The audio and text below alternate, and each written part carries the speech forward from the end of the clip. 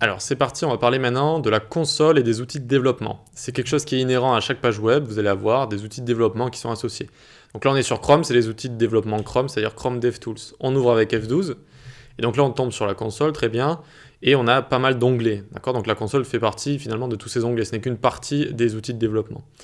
La console, eh bien, ça va être lié avec notre JavaScript dans le sens où on va pouvoir faire plein de console logs, c'est-à-dire on va pouvoir afficher des choses dans la console, et voilà, toutes sortes de résultats, ça permet de débugger, ça permet d'afficher des choses, et la console permet de nous envoyer aussi des erreurs.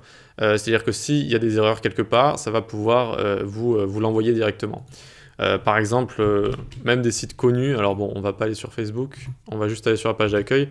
Vous voyez qu'ils ont d'ailleurs écrit quelque chose sur la console. Ils ont dit qu'il faut surtout pas écrire son code juste ici. Bref, ce que je voulais vous montrer, c'est juste que si vous allez sur YouTube ou quoi que ce soit, vous pouvez avoir des erreurs directement ou des warnings comme on a juste ici. Ok. Et ça, c'est un message aussi qui peut exister, je l'ai déjà vu dans pas mal de sites. C'est-à-dire éviter de rentrer des choses, même dans la console, tout ce qui est mot de passe, etc. Ok, très bien. Donc là, vous allez voir les erreurs et vous allez pouvoir débugger votre JavaScript facilement. Ensuite, vous allez avoir ici, donc ça va être Toggle Device Toolbar, cette petite icône juste ici. Ça permet en fait de réduire son site, vous voyez, et de tester un petit peu en mode portable ce que ça donne. Par exemple, ici en mode portable, on voit que c'est assez sympa. Très bien. Vous pouvez zoomer pour voir, voilà, pour voir à 100%. Donc voilà, il y a pas mal de petits outils ici. La taille minimale, c'est 320 pixels, et puis vous pouvez monter tout ça. Ou alors bouger sur le côté. Très bien. Donc ça, c'est Toggle Device Toolbar. Là, il y a un petit clic pour inspecter un élément. Donc vous cliquez et puis vous allez voir un petit peu les éléments en surbrillance. Le vert que vous voyez, c'est le padding et le orange, c'est le margin, c'est la marge. D'accord. Ensuite, donc là, il y a Elements ici. Elements qui va représenter votre DOM, qui va donc représenter tous les éléments qu'il y a dans votre site. Donc de l'HTML au head, body, etc. Voilà, donc vous avez pas mal de choses. Vous pouvez éditer directement l'HTML et dès que vous cliquez sur un élément, par exemple, j'inspecte ce texte. Voilà, donc j'arrive dessus. Donc vous pouvez cliquer ici et l'inspecter ou faire juste clic droit, inspecter, c'est la même chose. Et donc ce texte, on voit qu'il a la classe text content et qu'il a box sizing border box et une max width de 42 rem. Voilà, par exemple, margin bottom 24 pixels, etc., etc. Ça vous permet de voir toutes les propriétés CSS associées. C'est pratique, mais parfois ça peut être un petit peu fouillis. Là, je trouve que c'est bien présenté, c'est bien, bravo MDN. Mais certaines applications web, c'est un petit peu le bazar pour voir tout ce qui est CSS, etc. Ensuite, donc après la console, on a sources ici, ça va être toutes les sources de notre site, c'est-à-dire les fichiers qu'il peut y avoir. Alors là, par exemple, on a des fichiers en statique. Je pense pas qu'on va pouvoir voir grand-chose ici. Ici, par exemple, on a une police d'écriture. On voit dans le build, on voit qu'il y a du JS parce que je pense que MDN a été fait avec une application web, donc ce que ça nous retourne ici, c'est beaucoup de JavaScript. Donc si c'est des sites très simples qui ont été faits avec des fichiers basiques HTML, CSS, en général, vous pouvez voir les fichiers ici. Si c'est des sites qui ont été faits avec des applications web, vous ne pourrez pas voir de fichiers HTML, CSS, tout simplement parce que ce qui a été produit, c'est du JavaScript.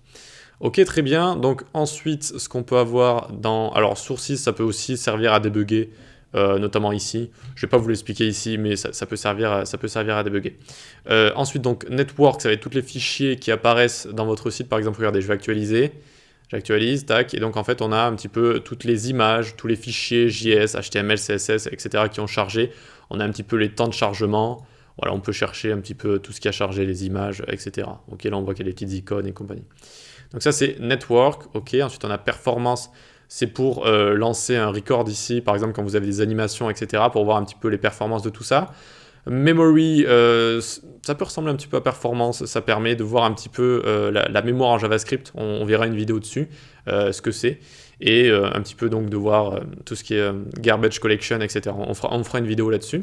Application, ça permet de voir tout ce qui est cookies, local storage, session storage, donc des données que vous avez envie de garder, notamment donc via des cookies, donc on voit que là il y a des cookies par exemple, ou via local et session storage qu'on verra également dans la vidéo, dans la formation.